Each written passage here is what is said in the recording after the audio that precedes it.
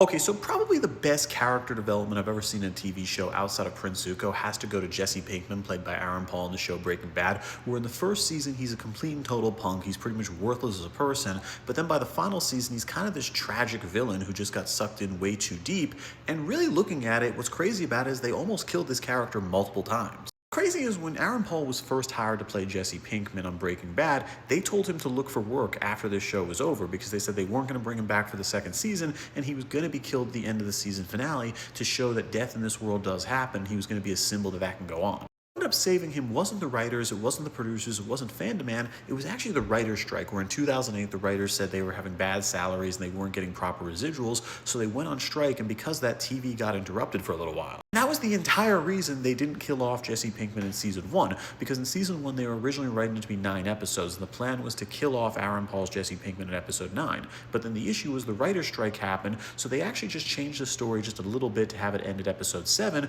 so because of that, he was still alive. But then Jesse Pinkman was still not out of the woods, where they told Aaron Paul they planned on killing him in the very first episode of season 2, and they actually wanted Raymond Cruz, who played Tuco, to be the one to do it, but then they ran into a big problem, and it was Raymond Cruz. That was because Raymond Cruz absolutely hated playing the character of Tuco Salamanca, and the reason why he only did 4 episodes on the show was because he hated the role, where originally they wanted him to do all of season 2 and then be killed off in the season 2 finale, but he said he hated the yelling, it hurt his throat, and he just thought the character was ridiculous, so he wanted to be off early on. They actually had him under contract for season 2 and they were trying to keep him, which would have meant the character of Jesse Pinkman got killed off, but the reason he was able to get out of it was he had another show called Major Crimes where he was in the main cast, and honestly I think this guy just made a major career mistake because I'll be honest, I've never heard of this show, and I think way more people know him for Tuco in 4 episodes versus this show which was in for 6 years. So because they had to kill off Tuco, they decided not to kill off Jesse Pinkman, where they told Aaron Paul they wanted to get rid of the character, but the problem was they don't want 2 big deaths in the beginning of season 2 because they think it would look too ridiculous. So they told Aaron Paul he'd be coming on, and they also said they'd cast Kristen Ritter as his girlfriend,